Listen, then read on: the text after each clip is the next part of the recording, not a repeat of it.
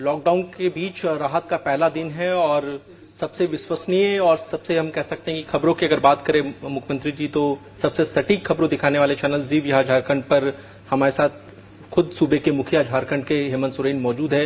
मुख्यमंत्री जी सबसे पहले तो आपका स्वागत है जी बिहार झारखंड पर और इंटरव्यू की शुरुआत करते हैं क्योंकि आज राहत का पहला दिन है। किस तरह से देख रहे हैं क्योंकि आप खुद भी आज ऑफिस आए, लगातार काम कर रहे थे, आप लगातार आ भी रहे थे प्रोजेक्ट भवन, लेकिन राहत के बीच ये पहला दिन कैसा गुजरा? देखिए अभी तो आज राहत का पहला दिन है, हल्की राहत का, पूरा राहत का नहीं है। अब ये बीत जाने के बाद मुझे लगता है कि एक दो दिन लगेगा कि इसका क्या असर हो रहा है, उसके बाद ही बताना ज्यादा बेहतर होगा। क्योंकि हमने तो अक्सरसा भारत सरकार के गाइडलाइनों का अनुपालन करने का निर्देश दिया है। उसके अनुरूप कुछ चीजें हैं जो थोड़ा सा मेल खाने में थोड़ा दिक्कत आ रही है। जैसे कि ग्रामीण क्षेत्रों में लगभग सभी चीजें खोल दी गई हैं, आप ये महसूस कर सकते हैं। और शहरी क्षेत्रों में कुछ पाबंदियों के साथ खोला गया है। अब गांव में अगर मकान बनाने की बात हो, प्रधानमंत्री आवास बनाने की बात हो, तो उसमें छड़, गिट्टी, बालू, सीमेंट की आवश्यकता पड़ेगी। और जो स्टील है, जो सीमेंट है, वो दुकानें शहर पर हैं। जब वो बंद रहेंगे तो वो बनेंगे भी नहीं। इस तरीके की कुछ व्यवहारिक चीजें हैं। और अभी थोड़ा सा मुझे लगता है कि एक दो दिन देख लेना होगा कि क्या असर पड़ रहा है, उसके बाद ही इसको हम लोग चर्चा में लाएंगे तो कुछ कॉन्क्रीट चीजें आएंगी, नहीं तो एक आकलन के आधार पर बातें होंगी। लेकिन मुख्यमंत्री जी जब लॉकडाउन की शुरुआत हुई थी उस वक्त झारखंड में आंकड़े बहुत कम थे कोरोना के मरीजों की अगर संख्या की बात करें, लेकिन जैसे जैसे दिन बीतते गए अब झारखंड में हम कह सकते हैं कि राजधानी रांची जो एक हॉटस्पॉट बन गया है, तकरीबन आंकड़े जो है वो 42 तक पहुंच चुके हैं। और जिस तरीके से राजधानी रांची में जो आंकड़े बढ़ रहे हैं उस पर क्या कहेंगे आप? देखिए ये 42 का आंकड़ा पूरे राज्य का है। और आपको हम बता दें, खुशी की बात भी है कि 31 मार्च को हमें पहला संक्रमित मरीज मिली थी जो मलेशिया से आई थी। आज उसको मिला करके 3 और संक्रमित हमारे मरीज हैं, वो ठीक हो चुके हैं। अब ये कोरोना पॉजिटिव नहीं रही। मतलब अब हम दोनों प्रक्रिया, अब जैसे जैसे हमारी जांच की रफ्तार बढ़ रही है वैसे वैसे परिणाम भी हमें प्राप्त हो रहे हैं। अब हम अच्छे परिणामों की तरफ भी जा रहे हैं। ये रांची चूंकि एक घना आबादी में ये संक्रमित चीजें हुई हैं, तो वहाँ पर थोड़ा सा आज के दिन में ज़्यादा एहतियात हम बरत रहे हैं। और लगातार आज लगभग हमें 4,500 5,000 रैपिड टेस्ट किट भी मिला है। और लगभग इन सब घनी आबादियों में तो प्राथमिकता के आधार पर सभी लोगों लोगों की जांच हो, ये पहली प्राथमिकता के साथ सभी लगभग रैपिड टेस्ट किट उन्हीं क्षेत्रों में उपयोग किए जाएंगे। क्योंकि आपने जांच का जिक्र कर दिया तो मैं पहले इसी से जुड़ा सवाल ले लेता हूं। इस बीच हमने देखा आपके भी बयान आए, आपके कैबिनेट के जो मिनिस्टर है, हेल्थ मिनिस्टर बन्ना गुप्ता, उनके भी कई बयान आए। मतलब आप लोग बार बार ये इशारा कर रहे हैं कि जांच करने के लिए आपके पास पर्याप्त साधन नहीं है, इस महामारी से लड़ने के लिए पर्याप्त साधन नहीं है।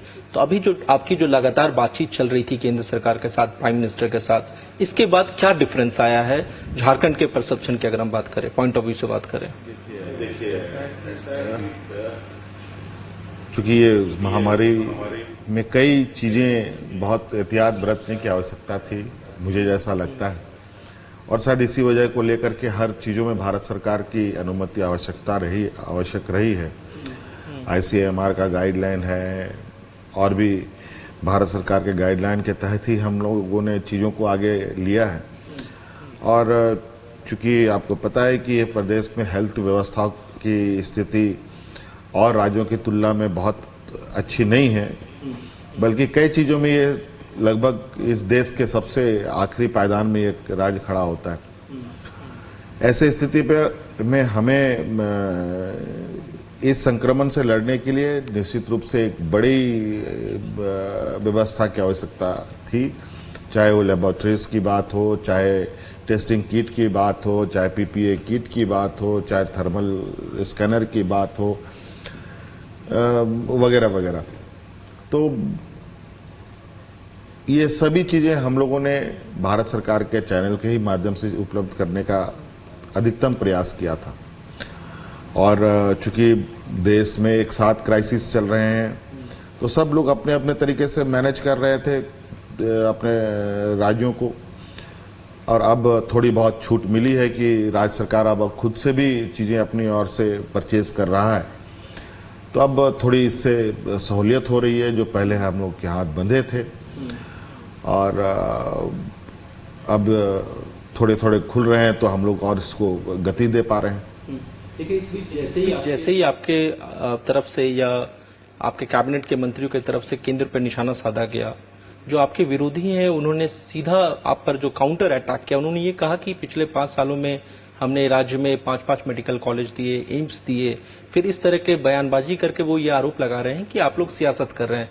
सियासत का जिक्र इसलिए हो रहा है क्योंकि आप भी बार बार कह रहे हैं कि राजनीति नहीं होनी चाहिए ऐसे वक्त में। केंद्र की तरफ से भी बीजेपी भी कह रही है कि राजनीति नहीं होनी चाहिए। बोलने की बात है, इनको स्मरण होना भी चाहिए। और इसमें बिल्कुल मैं पहले से ही कह रहा हूँ, इसमें राजनीति करने की अभी समय नहीं है। राजनीति करने का पूरा समय मिलेगा सबको, उस समय करें तो ज़्यादा बेहतर होगा। अभी मेडिकल कॉलेज जो नए बने थे, उन मेडिकल कॉलेज में अभी भी आधारभूत संरचनाओं की कमी है। और आज के दिन में भी उस जगह पर कोई शिक्षाएं ग्रहण नहीं कराई जा रही है, बल्कि वो इधर उधर के चीज़ों से असेंबल करके चीज़ें चलाई जा रही थी। अभी हमने त्वरित गति से ये निर्देश दिया है कि उन सभी मेडिकल कॉलेज में कम से कम ये लेबोरेटरीज, इस तरीके के जो हाईली सेंसिटिव लेबोरेटरीज हैं, उसको बनाया जाए। लगभग हम 1 महीने से इस बात के लिए, इस संक्रमण से जूझ रहे हैं, ऐसे उम्मीदों में कि आज नहीं कल ठीक होगा, आज नहीं कल हम इस संक्रमण से निकलेंगे। मुझे लग रहा है कि ये जंग लंबी होगी। और हमने अभी कुछ दिन पहले ही इस बात को निर्णय लिया है कि उन मेडिकल कॉलेज में प्राथमिकता पर हम लोग अपने इससे जुड़ी चीज़ों को, इस संक्रमण से जुड़ी चीज़ों को स्टार्ट करेंगे वहाँ पर। और उसका काम लगभग तैयार हो चुका है और हमको लगता है 2-3 हफ्ते के अंदर हम वहाँ पर इस संक्रमण के लिए लेबोरेटरीज हम लोग तैयार कर चुके होंगे, जिससे हमारे लेबोरेटरीज में की संख्याएं बढ़ेंगी और जांच का दायरा बढ़ेगा। तो आपके पास क्या पर्याप्त साधन में जांच के किट भारत सरकार के द्वारा उपलब्ध करा दिए गए हैं? देखिए, अभी जरूरत के ही भर हमें चीजें उपलब्ध है। ऐसा नहीं है कि अगर हम उसमें तेजी ले आए तो हो सकता है कि उसमें हमको थोड़ी देर के लिए रुकना पड़े। हम ये नहीं चाहते हैं कि इस संक्रमण में अब हम किसी भी तरीके का कोई ब्रेक लगाएं। ये अब कंटिन्यूअस प्रोसेस है। जब तक पूरे राज्य के लोगों को नहीं चिन्हित किया जाता, मुझे लगता है कि इस संक्रमण को पर काबू पाना बड़ा मुश्किल है।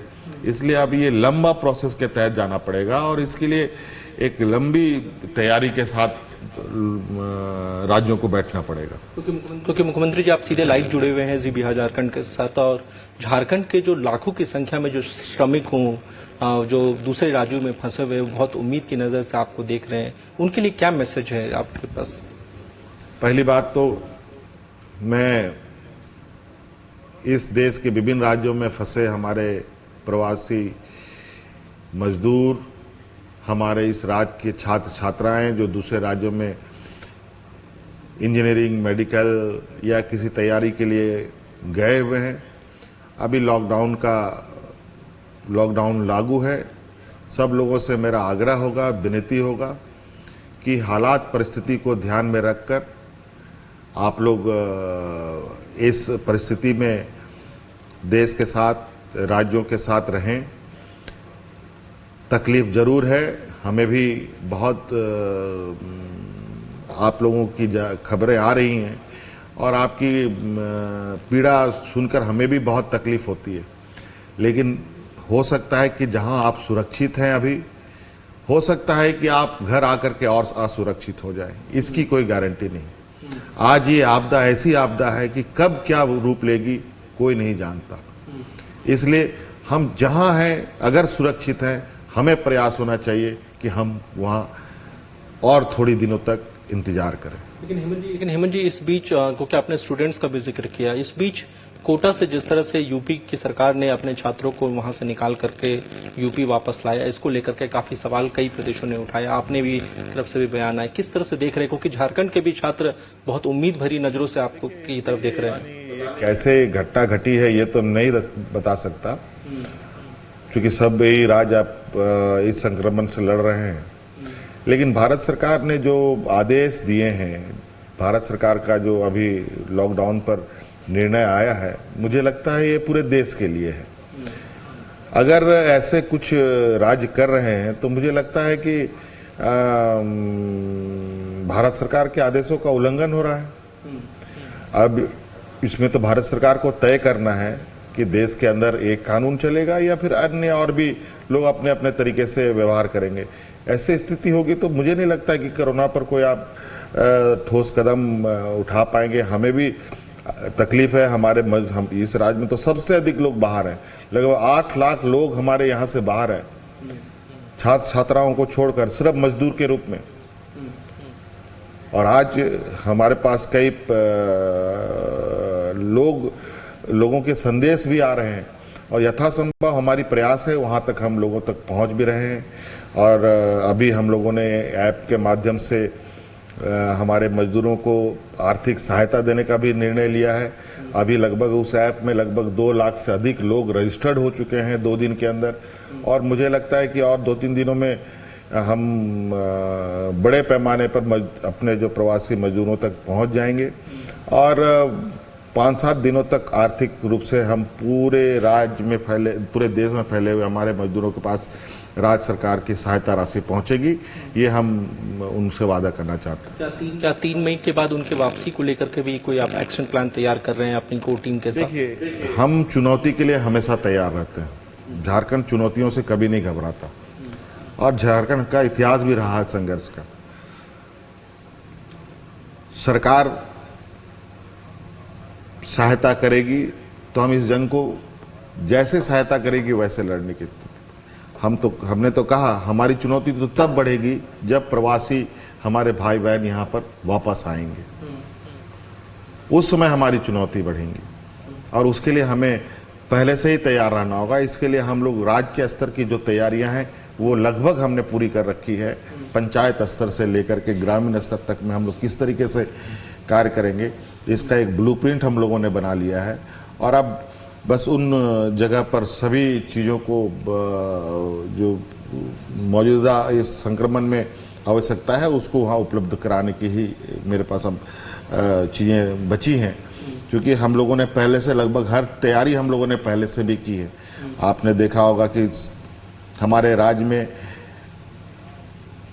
इस संक्रमण में कोई भूखा ना रहे, जितने राज्य नहीं हैं उससे 1.5 गुना हमारा किचन चल रहा है लगभग। सवाल पे आने वाला भी था कि मुख्यमंत्री दीदी किचन योजना की जो शुरुआत आपने की उससे ग्रामीण इलाकों में या शहरी इलाकों में जो गरीब तबका है उसको काफी फायदा होता हुआ नजर आ रहा है, लेकिन इस पे मेरा काउंटर सवाल भी ये है कि जैसे ये दीदी किचन योजना की शुरुआत हुई वैसे ही हमने देखा कि एक मोदी आहार योजना भी भारतीय जनता पार्टी के द्वारा चलाया जा रहा है और भी कई लोग इस तरह की योजना चला रहे हैं। आप किस तरह से देख रहे हैं कि क्या इसमें भी सियासत हो रहा है या फिर ये इसको आप पॉजिटिव पहल मानते हैं? देखिए, मैं काम करने का सोच रखता हूं और काम करने की इच्छा शक्ति भी है। कौन क्या कहता है, कौन कटाक्ष करता है, वो अपनी जगह पर है। अगर उनकी बातों में सत्यता है तो हमारे पास हमने हर जगह पर आज के संक्रमण में तीसरी व्यवस्था भी रखी है जो इन सब चीज़ों पर नज़र रखती है, जो हमें समय समय पर इसकी जानकारी देती है और इस पर तुरंत मुझे लगता है कि अगर गांव से कोई समस्या आती है, जिला कार्यालय को अगर के यहाँ ना पहुंचता हो, उससे पहले हमारे कार्यालय तक में वो बातें आ जाती है। आज इसलिए आज एक हम लोगों ने बड़े पैमाने पर इस विषय पर नज़र रखने के लिए लोगों को लगा रखा है, जो हमें हर पल का घड़ी समय ये लोग हमें जानकारी उपलब्ध कराते हैं। हेमंत जी, आपने इसका जिक्र किया कि नजर रखने वाली जो आपने जिक्र किया, क्योंकि हम देख रहे हैं कि जिस तरह से एक परसेप्शन बिल्ड हो रहा है, ये एक महामारी को धर्म विशेष से जोड़ करके दिखाया जा रहा है, या एक परसेप्शन बिल्ड हो रहा है, इसको कितना खतरनाक मानते हैं सोसाइटी के लिए आप? घातक है। जो लोग ये काम कर रहे हैं वो भविष्य में इस देश की एकता अखंडता को तोड़ने में लगे हैं, इस देश की फेडरल स्ट्रक्चर को बिगाड़ने में लगे हैं।